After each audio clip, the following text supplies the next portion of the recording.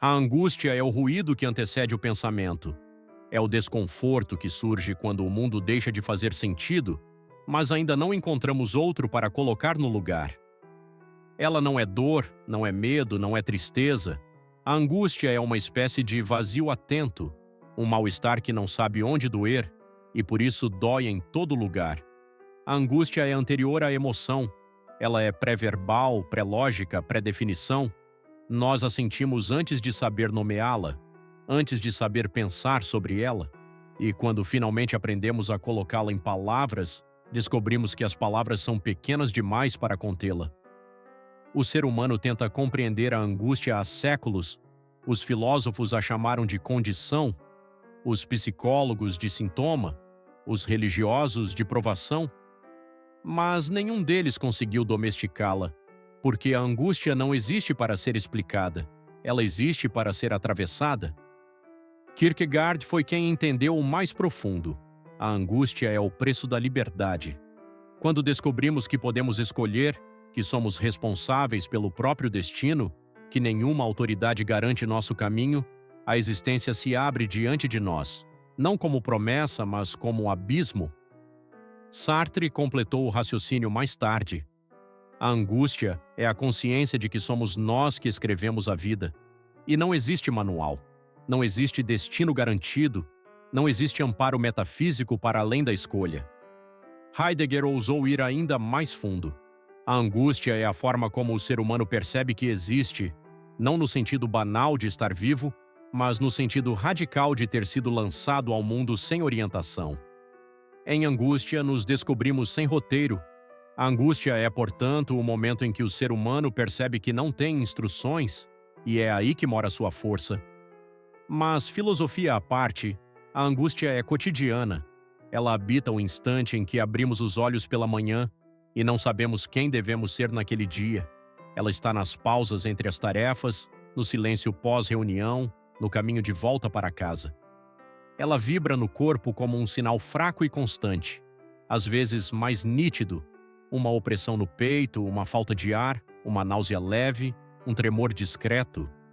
Outras vezes mais existencial, o desconforto por não saber o que queremos, ou pior, não saber se queremos alguma coisa. A angústia é o incômodo de não desejar, e o incômodo de desejar demais. O ser humano não foi feito para a ausência de sentido, mas também não foi feito para o excesso dele. Por isso a angústia se aloja entre o que é insuficiente e o que é demais, entre o vazio e o transbordamento. Não é coincidência que tanta gente a confunda com ansiedade, mas há diferença. A ansiedade teme o futuro, a angústia teme a existência. A ansiedade quer controlar o que vai acontecer. A angústia questiona por que algo deve acontecer. A ansiedade acelera, a angústia paralisa. A ansiedade é um distúrbio do tempo, a angústia é um distúrbio do ser, e talvez por isso seja tão difícil descrevê-la. A angústia não tem objeto, não tem causa definida, não tem alvo. Ela apenas se faz presente como uma bruma interna, como algo que não conseguimos expulsar porque não sabemos onde começa. Por isso a angústia é mais filosófica do que médica. A medicina cura o corpo, a filosofia tenta curar a existência, mas nenhuma delas consegue completamente, porque o problema não está no corpo e também não está no mundo. Ele está no espaço entre os dois. A angústia nasce quando nos perguntamos: e agora? E não temos resposta. A angústia é o intervalo entre uma certeza que morreu e uma certeza que ainda não nasceu. Esse intervalo é desconfortável porque não fomos educados para habitar o meio. A cultura gosta de finais e começos, de capítulos, de resoluções. A vida não. A vida é um processo contínuo, sem cortes limpos, sem transições elegantes. A angústia é justamente o custo de ter consciência desse processo. Na infância, raramente sentimos angústia. Sentimos medo, vergonha, raiva, tristeza, mas a angústia exige um grau de reflexão que a criança ainda não possui. É por isso que ela chega na adolescência como um intruso. Subitamente, o mundo deixa de ser garantido. O futuro, que antes parecia um território de promessas, revela-se um território indefinido. O adolescente sente a angústia antes de saber pensá-la. Por isso tantos se refugiam em exageros, tudo vira intenso, urgente, dramático. Não é a imaturidade, é a surpresa diante da liberdade. Na vida adulta, a angústia muda de forma. Fica mais discreta, mais polida, mais silenciosa. Ela se esconde atrás de decisões de carreira, de planos de vida, de comparação social. É a angústia que nos faz olhar para o lado e perguntar se estamos atrasados, se fizemos escolhas ruins, se deveríamos ter ido por outro caminho. A vida adulta é a idade das bifurcações, e cada bifurcação custa uma renúncia. Poucas coisas geram tanta angústia quanto a possibilidade de ter escolhido errado. Existe também a angústia do propósito, a sensação de que deveríamos estar fazendo algo maior, mais significativo, mais alinhado com uma suposta vocação. É curioso notar que a angústia do propósito é recente. Nossos ancestrais não se perguntavam se eram felizes ou realizados, eles sobreviviam. A pergunta pelo propósito só nasce quando a sobrevivência deixa de ser o problema principal. É um luxo e uma maldição ao mesmo tempo. Mas talvez a forma mais disfarçada de angústia seja a angústia da liberdade. Não a liberdade política, mas a liberdade interior, a percepção de que nada nos impede de mudar de vida exceto nós mesmos. Esse tipo de liberdade é desconfortável porque destrói desculpas. Quando não há opressor externo, resta o confronto com a própria vontade. E a vontade raramente é clara. A angústia também tem uma relação íntima com o tempo. Ela surge quando sentimos que estamos gastando tempo demais com algo que não queremos, ou tempo de menos com algo que desejamos. Surge quando o tempo parece rápido demais para acompanhar nossos planos, ou lento demais para justificar nossas esperas. A angústia é a consciência de que o tempo não negocia. Heidegger dizia que a angústia é uma porta para o ser, porque, ao contrário das emoções comuns, ela não nos liga ao mundo, ela nos desliga dele. O que nos angustia não é o mundo, é o fato de estarmos nele. E quando nos desligamos do mundo, descobrimos que não sabemos o que fazer com o silêncio que sobra. Há também uma angústia estética, a angústia de saber que a vida é bela, mas não eterna, que existe prazer, mas existe morte, que existe amor, mas existe perda, que existe sentido, mas que ele nunca é definitivo. A beleza é angustiante porque não dura, e a feiura é angustiante porque dura demais.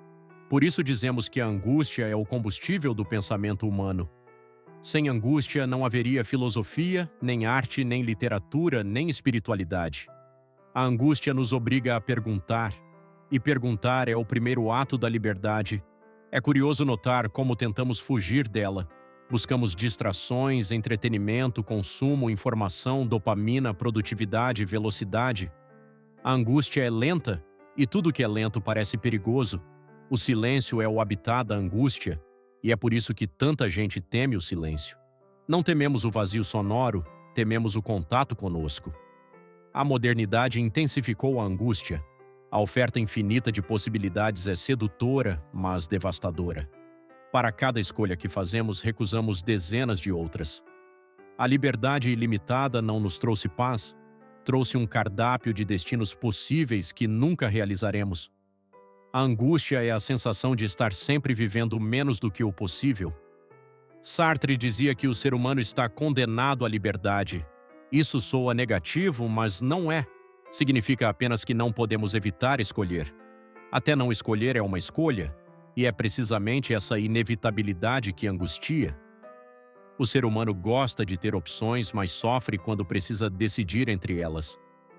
A decisão é o momento em que um mundo morre para que outro possa existir. Na intimidade, a angústia revela verdades que preferimos esconder. Descobrimos que grande parte daquilo que chamamos de amor é medo da solidão, que grande parte daquilo que chamamos de ambição é medo da insignificância, que grande parte daquilo que chamamos de moral é medo do julgamento alheio. A angústia rasga os disfarces do cotidiano com uma franqueza quase cruel. Também existe uma angústia social, a angústia de não corresponder ao que esperam de nós, de não ser suficiente, de não ser reconhecido, de não ser visto. Vivemos em um mundo que transforma o valor humano em desempenho e o desempenho em identidade. Não é surpresa que tantos vivam exaustos. A exaustão é, muitas vezes, apenas a angústia em forma de cansaço. Talvez a pergunta central não seja como eliminar a angústia, mas como conviver com ela. Porque eliminá-la seria eliminar a consciência. E sem consciência não há vida humana, apenas sobrevivência instintiva. Conviver com a angústia exige uma forma de coragem. Não a coragem heróica das histórias épicas, mas a coragem silenciosa de olhar para dentro. A angústia nos obriga a reparar no que evitamos. Ela aponta para o que não está resolvido. É um convite incômodo, mas necessário. Fugir da angústia é fácil. Basta preencher a vida com barulhos. Mas viver não é a mesma coisa que preencher. Há quem tente negociar com a angústia. Criam metas, listas, rotinas, sistemas, como se o sentido pudesse ser produzido em planilhas. Não há nada de errado nisso. Organizar a vida é uma forma de reduzir o caos, mas nenhum sistema humano elimina a angústia, porque nenhum sistema substitui a pergunta pela existência. Outros tentam anestesiá-la. Consumo, drogas, prazer rápido, multitarefa, relacionamentos utilitários. A anestesia funciona, mas apenas por um tempo. A angústia não desaparece, ela espera. E quando volta, volta mais nítida. O que quase ninguém percebe é que a angústia também produz movimento. Sem angústia não haveria mudança. Não buscaríamos uma vida melhor se estivéssemos completamente satisfeitos com a atual. Não buscaríamos respostas se não estivéssemos cercados de perguntas. Não buscaríamos o outro se não nos sentíssemos incompletos. Não buscaríamos nós mesmos se não nos sentíssemos estranhos para nós mesmos. A angústia é o desconforto que nos empurra para fora da superfície. Na literatura, poucos temas geraram tanta fertilidade quanto a angústia. Kafka transformou a angústia em labirintos burocráticos. Dostoiévski a transformou em dilemas morais. Camus a transformou em absurdo. Clarice Lispector a transformou em silêncio e introspecção. A arte parece compreender o que o cotidiano não admite. A angústia é uma forma de saber. Um tipo de conhecimento que não se aprende, apenas se sente. Na mística, a angústia aparece de outro jeito. Ela não é crise, mas espera. Uma espera carregada de sentido, como se algo estivesse prestes a se revelar. Místicos falam da noite escura da alma, um período de vazio que antecede a iluminação. Curioso notar como, para eles, o vazio não é inimigo. Ele é o caminho. Na espiritualidade oriental, a angústia se dissolve de modo diferente. O sofrimento nasce do apego, a angústia nasce do desejo de controlar o incontrolável. Libertar-se não é vencer a angústia, mas abandonar a exigência de que a vida ofereça garantias. O Ocidente quer respostas, o Oriente quer liberdade. Talvez nenhum de nós esteja certo ou errado. Talvez sejam apenas estilos diferentes de habitar o mistério. Há também a angústia que surge no amor. Não o amor romântico das histórias, mas o amor real, cheio de imperfeições. Amar alguém é se expor ao risco. É confiar no desconhecido. É aceitar que a vulnerabilidade pode ser usada contra nós. A angústia do amor é a angústia de entregar o coração sem garantia de retorno. Amar é escolher um futuro incerto, e essa incerteza é angustiante. Há ainda uma angústia da morte, não da morte física, mas da morte simbólica. O medo de desaparecer sem deixar rastro, de passar pela vida sem imprimir sentido, de não ser lembrado, de não ter importado. A morte física é inevitável, a morte simbólica é negociável. E é justamente essa negociação que angustia. Mas existe uma angústia ainda maior, a angústia da vida. Porque viver é improvável, é frágil, é aleatório, é breve. E por mais que tentemos domesticar a existência com planos, carreiras, cidades, relacionamentos e discursos, a vida permanece um fenômeno sem manual. O ser humano foi lançado ao mundo sem instruções. Isso basta para angustiar qualquer consciência. Há quem tente resolver a angústia com filosofia, mas a filosofia não resolve nada, ela a aprofunda. O filósofo não busca paz, busca clareza, e clareza nem sempre acalma. É por isso que a angústia é tão mal interpretada. Achamos que é um problema a ser eliminado, quando na verdade é um diagnóstico de que estamos vivos. Um ser humano completamente livre de angústia não é um exemplo de saúde, é um exemplo de dormência. A angústia é o sinal de que não nos conformamos.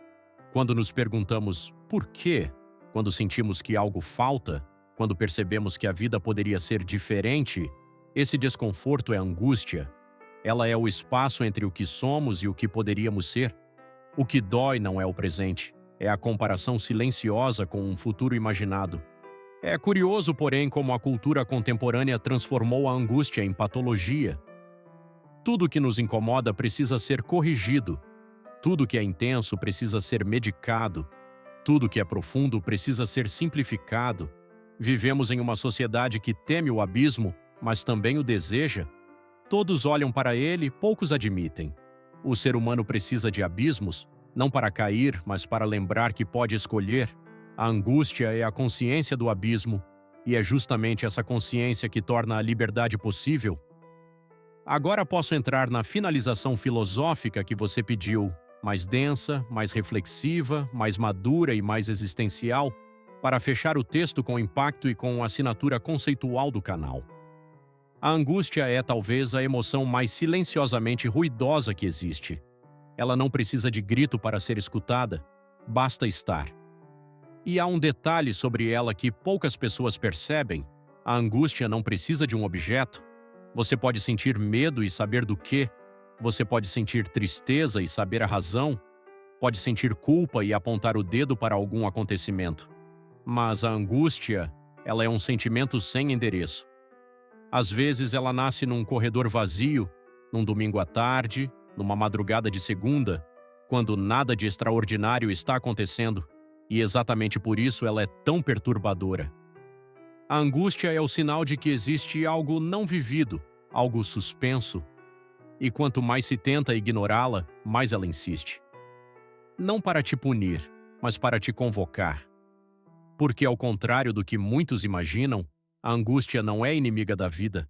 Ela é a fronteira do possível. Ela aparece quando algo pode ser, mas ainda não é. Quando algo pode começar, mas ainda não começou. Quando algo pode mudar, mas ainda não mudou. E por essa razão, Kierkegaard dizia que a angústia é o sofrimento do possível e não do real. O real só dói depois. A angústia dói antes. É o preço de ter consciência. Heidegger, por sua vez, acrescenta um detalhe brilhante. A angústia é a emoção que tira o ser humano do modo automático. É ela que arranca o indivíduo da superfície do cotidiano e o coloca diante da pergunta fundamental: e agora? Essa pergunta incomoda porque não tem manual de instruções. A angústia é o momento exato em que o ser humano descobre que está sozinho com sua liberdade, e isso por si só já é angustiante. As escolhas nunca são tranquilas. Elas sempre envolvem perda, risco e incerteza. Você escolhe algo, implicitamente está deixando de escolher todo o resto, e é aí que a angústia se alimenta. Ninguém sente angústia quando não pode escolher. O desespero existe aí, mas não a angústia. A angústia é um privilégio complicado. Ela só surge quando existe liberdade. E liberdade, infelizmente, não é sinônimo de paz. É sinônimo de responsabilidade. Sartre dizia que o ser humano está condenado à liberdade. A frase pode soar pessimista, mas na verdade é uma constatação. Não existe neutralidade na existência. Tudo o que você faz é escolha, inclusive quando você decide não escolher. E é justamente no intervalo entre o que poderia ser e o que ainda não é que a angústia se instala. Ela pergunta: e se eu estiver escolhendo errado? Mas há uma pergunta ainda mais perigosa escondida por trás dessa: e se eu não fizer nada? A angústia raramente é compartilhada. É uma experiência íntima, íntima demais. As pessoas falam sobre ansiedade, falam sobre medo, falam sobre tristeza, mas a angústia, não, porque ela é difícil de descrever, difícil de nomear, difícil de admitir. É um mal-estar que não tem causa concreta e por isso não tem solução óbvia, e o humano detesta aquilo que não pode solucionar. Então fingimos que está tudo bem, ocupamos o tempo com distrações, preenchemos o dia com compromissos, escrolamos telas infinitas, buscamos respostas externas. Mas a angústia não tem medo de multidão, ela nos segue, Às vezes ela só quer que você pare para ouvir, para pensar, para decidir. O que é incômodo porque decidir dá trabalho, pensar dá trabalho, viver conscientemente dá ainda mais. E talvez seja por isso que a cultura moderna adora entretenimento. Não porque gosta de diversão, mas porque tem pavor do silêncio. Existe um lado luminoso na angústia, mesmo que seja um tipo de luz opaca, quase cinza. Ela aponta para aquilo que realmente importa. A pessoa não sente angústia por coisas irrelevantes. Ninguém sente angústia porque faltou açúcar no café ou porque choveu na quarta-feira. A angústia aparece diante da vida inteira, nunca diante de detalhes. Ela pergunta sobre sentido, sobre futuro, sobre identidade, sobre desejo, sobre propósito. Ela faz as perguntas que o cotidiano se esforça para evitar. Quem eu sou? O que eu quero? O que faz sentido? E se nada fizer? E é nesse ponto que a angústia deixa de ser apenas sofrimento e se torna uma ferramenta brutal, mas eficaz, porque só há duas maneiras de nos movermos: pelo medo ou pelo desejo.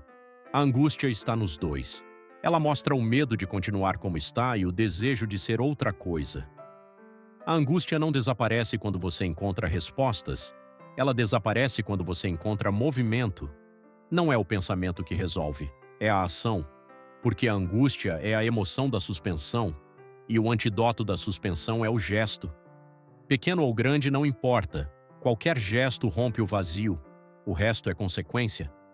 No fundo, a angústia é a prova de que somos seres inacabados, somos projetos de nós mesmos, e projetos demandam escolhas. É por isso que a angústia não é um defeito da existência, é o seu mecanismo de abertura, é a falha que permite a passagem. Sem angústia não haveria arte, não haveria filosofia, não haveria mudança, nem coragem, nem inquietação, nem futuro.